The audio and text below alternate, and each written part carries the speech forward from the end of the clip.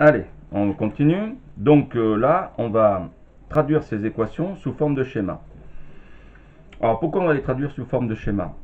Ça va dépendre de la technologie que nous avons. Si nous avons la technologie bête et méchante de la technologie monostable, donc il faudra faire un schéma pour pouvoir le câbler.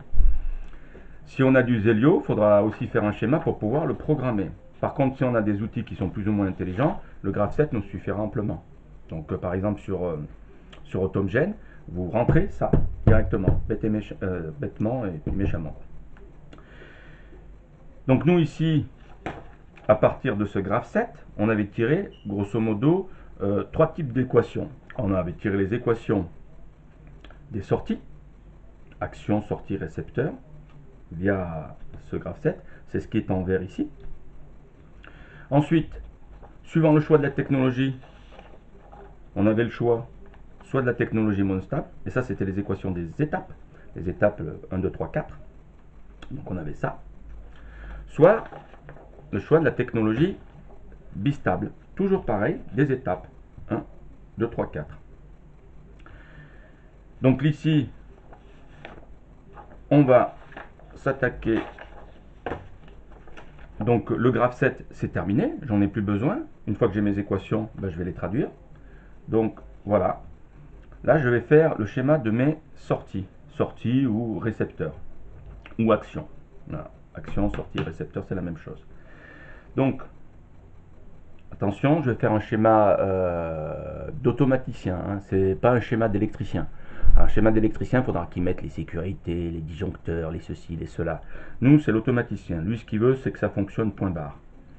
Donc sans sécurité, sans rien du tout. Donc c'est comme partout, un récepteur, ça a une entrée et ça a une sortie. Alors pour l'entrée, on va le mettre au potentiel haut. Donc là, je vais dessiner le potentiel haut. Ce fil-là, enfin ce trait-là, représente le fil du potentiel haut. Alors, soit alternatif, soit continu, on s'en tape, c'est le potentiel haut. Donc ici, en dessous, je vais mettre le potentiel bas, ou le potentiel de référence, ou le commun. Et je vais donc dessiner mes récepteurs. Donc ici, j'en ai 1, 2, 3, 4. Donc le premier, je peux les dessiner dans l'ordre que je veux. Hein. Mais là, on va le faire simplement. On va marquer H1, KM1, KM2 et KM3. Donc ici, H1, c'est un voyant. Je vais dessiner mon voyant. Voilà. Donc mon voyant, nous, on sait qu'il y a du X1 en entrée et du X2 en sortie. Je dessine un petit peu... Je fais un melting pot schéma automaticien, schéma électricien. Donc 1. Qui c'est qui attaque H1, c'est X1. Donc ici, je remonte gentiment, je fais ça, et je mets un contact normalement ouvert. Alors attention, je travaille de gauche à droite, ou bien de bas en haut. Sur certains ouvrages, voire même certaines vidéos, il y a des mecs qui font de super vidéos, mais ils se sont plantés aussi au niveau de la convention, de la norme. La norme, elle dit bien que les contacts travaillent de gauche à droite et de bas en haut. Donc ici, on est bien de gauche à droite. Donc là, celui-là, il s'appellera X1. Donc ça, c'est le schéma à contact. Schéma à contact ou ladder. Pour KM1, j'ai X2 ou X4. Donc KM1, je vais dessiner ici mon contacteur, que je vais appeler KM1. Et il est attaqué par qui? Par X2 ou X4. Donc là, je vais marquer X2 ou X4. Ça y est, c'est bon. Donc je vois bien que si j'appuie sur X2, ça passe. J'attaque KM1. Ou si j'appuie sur X4. D'accord? Est-ce qu'il n'y a pas une coquille? Non, non, c'est tout bon. Ensuite, je vais vérifier vite fait par rapport à mon... Ouais, il n'y avait pas de S-bar. Non, c'est tout bon. On continue. On continue. Excusez-moi. Voilà. Maintenant, KM2. KM2, c'est directement X3. Donc, hop, hop, hop, hop, hop, hop, hop. KM2. Attention, il faut bien que je revienne ici sur mon retour. Et c'est ici X3. Et mon KM3, c'est X4 et S2. Donc les deux contacts vont être en série. Donc ici, tac, X4 et S2. Donc X4 ici. Alors j'aurais pu mettre X4 en bas, mais c'est la même chose. Hein. 2 x 3 et 3 x 2, c'est la même chose. S2, alors S2, attention, c'est un bouton poussoir. Donc je vais appeler S2. Puisque dès le départ, on avait dit que les S, c'était des boutons poussoirs. Ou X3. Et tout ça, on attaque KM3. Si je m'arrête là, c'est faux. Pourquoi? Parce que je n'ai pas relié ici. Sinon, ça ne marchera pas. Il faut relier. Donc ici, il ne faut pas oublier X3. Alors, certes, la norme actuelle, là j'ai fait un petit peu... Hein, la norme actuelle, elle met les noms juste derrière de ce côté. Mais c'est pas grave, ça ne changera rien en termes de compréhension. Maintenant, si on regarde KM3, KM3 il est activé soit en appuyant sur X3, est-ce que c'est vrai? Ouais, c'est bon. Soit en appuyant sur X4 et S2. Si j'appuie sur X4, uniquement sur X4, ben, je suis coincé, je ne peux pas. Donc c'est pour ça que KM3, à l'étape X4, elle était sous condition de S2. Si vous vous rappelez, hop, hop, hop, hop, hop. À l'étape X4, KM3 ne se met pas en marche. Si je suis à l'étape X4, ça se ferme, mais c'est pas suffisant pour X3. C'est suffisant pour KM1. Quand on est à l'étape X4, KM1 se met en marche tout de suite. Est-ce que c'est vrai? Regardez. Si on est à l'étape X4, bouf, il se met en marche tout de suite. Tandis que là, c'est sous condition de S2. Donc il faut que je sois à l'étape X4 et que j'appuie sur S2. À ce moment-là, si je suis à l'étape X4 et que j'appuie sur S2, qui est ici, boum, ça marche. Voilà pour les équations des sorties. Alors je vais appeler sortie, récepteur, ou bien, alors sortie pour l'automate, récepteur, et dans le graphe 7, on appelle ça aussi les actions. Les actions associées à ce graphe 7. Je répète, ce sont bien ici les actions qui sont là sur le graphe 7. Ce sont que des récepteurs. Attention, j'ai vu des élèves marquer, par exemple ici à la plage de H1, ils ont mis un S1. C'est d'une débilité profonde. Ok, c'est tout bon les Amelec, enfin les Amelec ou les bacs pro de Pravaz. Allez, on va passer aux équations des étapes cette fois-ci. Alors, les équations des étapes. Donc ça, je vais le mettre ici.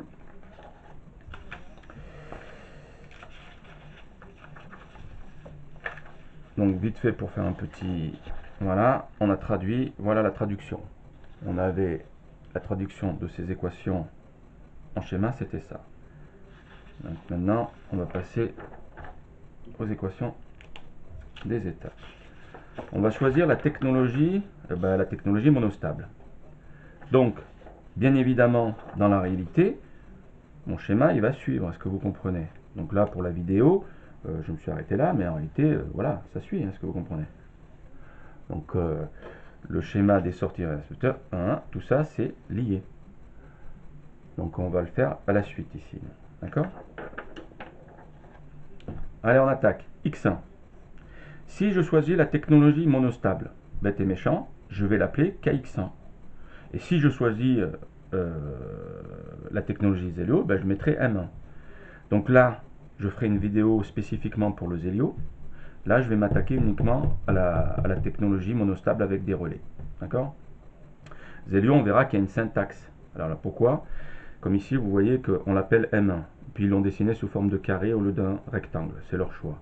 Mais Binit, Zelio ne va pas comprendre. On va lui attribuer une entrée. Donc on verra ça un peu plus tard.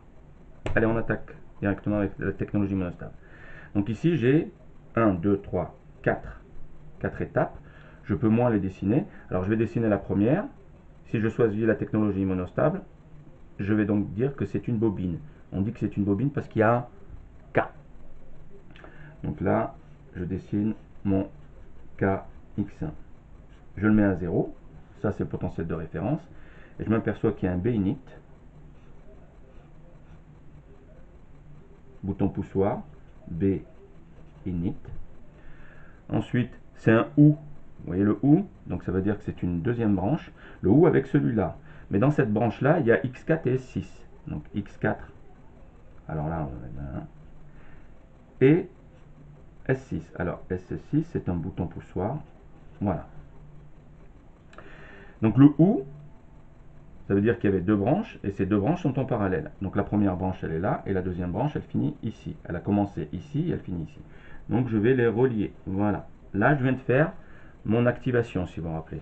Donc l'activation, c'était bien, si vous vous rappelez bien, l'activation, c'était bien BINIT, X4 et S6. Donc voilà mon activation. Et pour ma désactivation, vu que je suis en technologie monostable, c'est un E. Un E, c'est à la suite. Voilà, grosso modo, c'est à la suite. Et là, c'est X2 bar. Donc là, c'est un contact normalement fermé. Et j'attaque X2. Alors, c'est pas la peine que je mette la barre, puisque on voit sur le schéma qu'il est normalement fermé. Certains auteurs rajoutent la barre. Ça sert à rien, strictement à rien.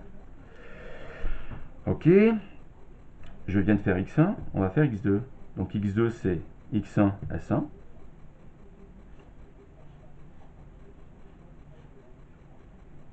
Et c'est bien E. Donc je mets exprès ici pour que vous compreniez le petit point qui est ici. Donc pour vous dire que c'est en série. L'opération est l'opérateur est série. Donc ici, alors je vais marquer X1 et S1, mais je peux mettre S1 en haut et puis X1 en bas, hein, c'est la même chose, hein, ça ne change rien. Bah tiens, on va faire ça comme ça. Je vais marquer S1 ici et X1 là. Alors S1, rappelez-vous, c'est un bouton poussoir. Ah, j'ai fait une petite bêtise depuis le début. Là, on a choisi la technologie monostable. Donc KX1, il faudra mettre des K ici. Je suis désolé, j'ai chanté. Voilà. Donc là, ce sera un K. Voilà. Donc c'est tout bon. Maintenant, il nous faut un X3 bar. Donc K, X3. Et là, on attaque notre X2. K, X2. Attention, j'ai fait le choix de la technologie. On verra qu'il y a plusieurs graph-sets, point de vue fonctionnel, point de vue, enfin, on verra ça un peu plus tard. Donc là, j'ai attaqué la deuxième. Maintenant, on va attaquer la troisième étape.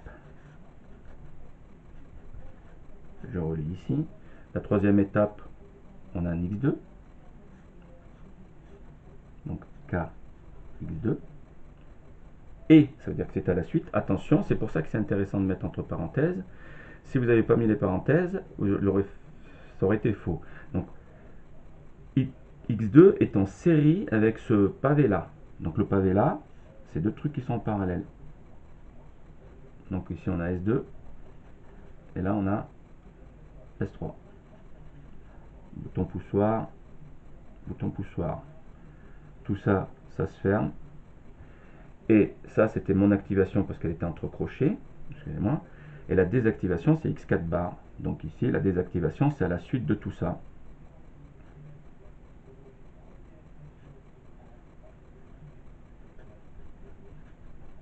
X4. Ok. Et la dernière. Alors,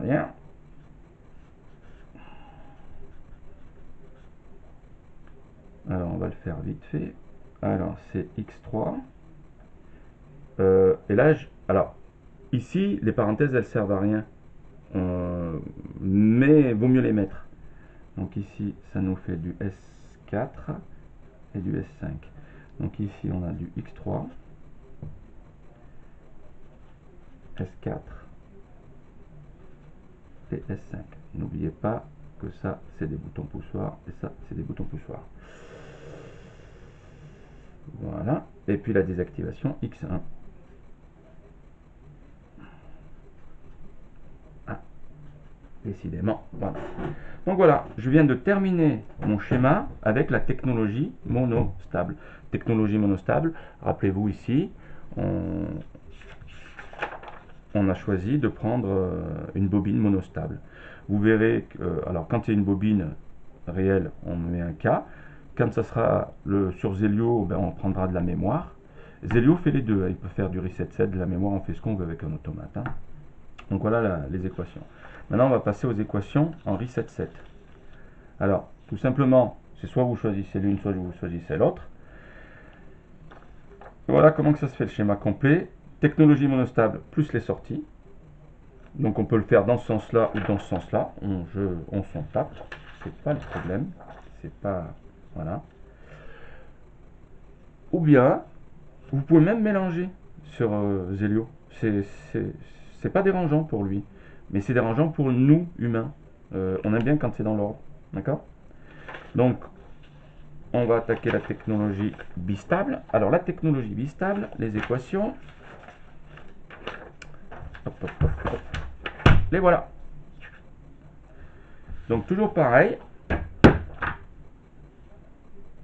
Là, si je choisis la technologie bistable au lieu de la technologie monostable, voilà ce que ça va donner. Hop là. Hop là. Alors, j'ai un reset 7. Alors, en technologie bistable, on aura des relais particuliers qui auront un 7 et un reset. Donc, on va marquer 7 et là, on va marquer reset. Bien, sur le 7, on a ça. Alors, on a B init ou X4 et S1, S6. Donc, je suis en train de lire ça. Et là, j'attaque mon 7. Mon 7, il est là. Je viens directement. Qui attaque le reset? C'est X2. Directement. Alors là, maintenant, je vais marquer tac tac B init. X4 ici. Alors attention,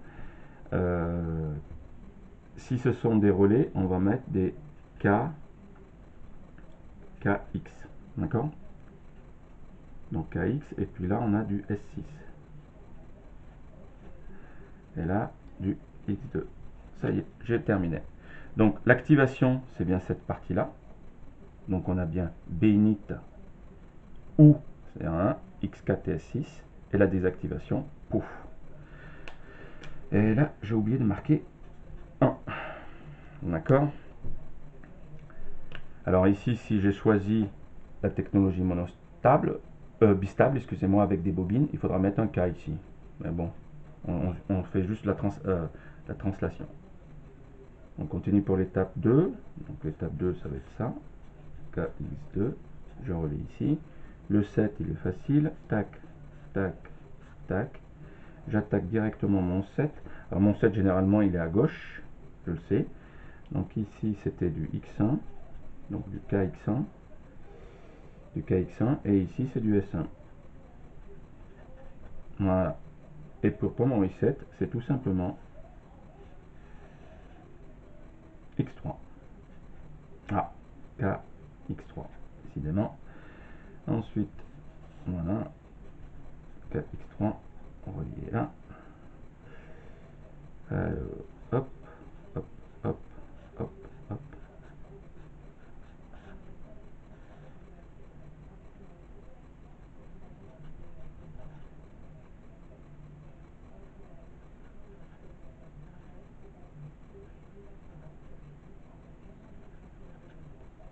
Donc ici, pour l'étape X3, j'ai bien X2, que j'ai appelé KX2, ce sera lui. Hein.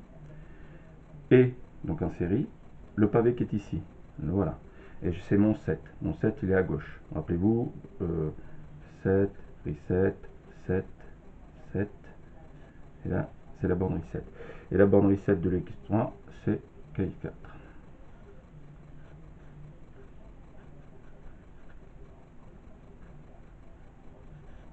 Et voilà. On continue. Et la dernière.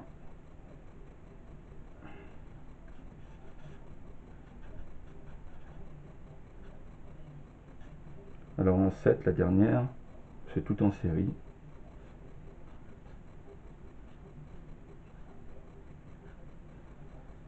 Donc ici, on aura X3, S4 bar et S5. S4, S5. Ah, j'ai oublié de mettre les points. Hop, hop, hop, excusez-moi. Hop, hop, hop. Voilà. Et puis la désactivation, c'est juste X1.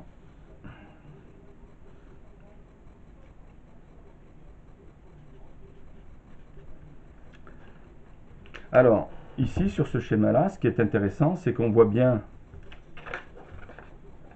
dans les bascules reset 7, le pavé d'activation qui est là, donc B init ou, hein, et le pavé de désactivation. D'accord? Donc là, c'est la technologie bistable. On le verra, on pourra le faire. Donc maintenant, si j'ai choisi la technologie bistable, voilà mon schéma.